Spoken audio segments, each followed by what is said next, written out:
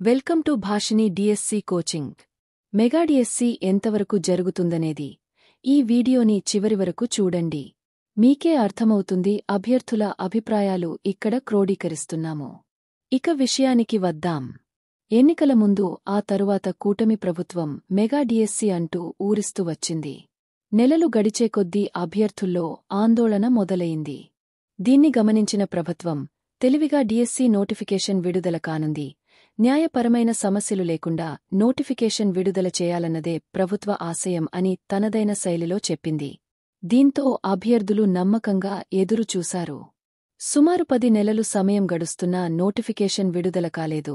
ఈ సందర్భంలో ప్రభుత్వానికి ఒక విషయం మాత్రం పక్కాగా తెలుసు. అది ఏమిటంటే అభ్యర్థులు చదవకుండా ఆశగా మనమిచ్చే నోటిఫికేషన్ కోసం పిచ్చివాళ్ల మాదిరిగా ఎదురుచూస్తారని, పుట్టినరోజు కోసం ఆలస్యమయ్యిందని అభ్యర్థులు నమ్ముతారని అనుకొన్నారు.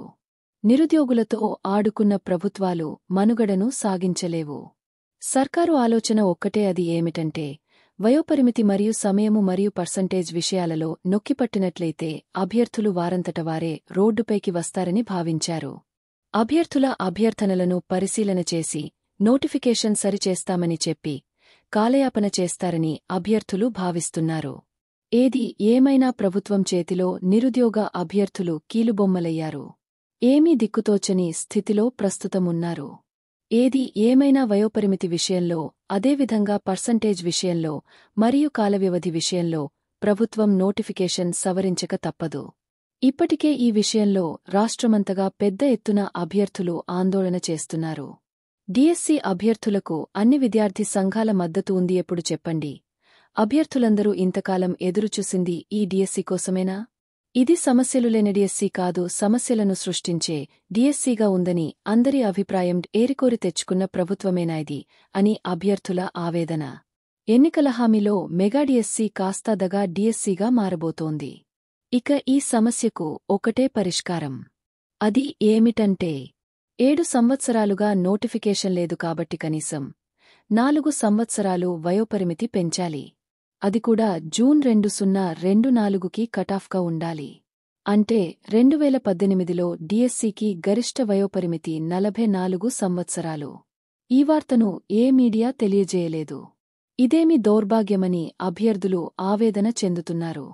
ప్రజాస్వామ్య దేశంలో ఇదేమి కర్మన్ని వాపోతున్నారు. ఇక రెండోది పర్సంటేజ్. టెట్లో లేనిది డిఎస్సిలో ఎందుకు? కాబట్టి పర్సంటేజ్ తగ్గించాలి. ఇక మూడవది సమయాన్ని కేటాయించాలి. ఎందుకంటే ప్రభుత్వం త్వరలో డిఎస్సి అనే పదాన్ని వాడకూడదు. కాబట్టి సమయాన్ని ఇవ్వాల్సిందే. ఇక మూడవది టెట్.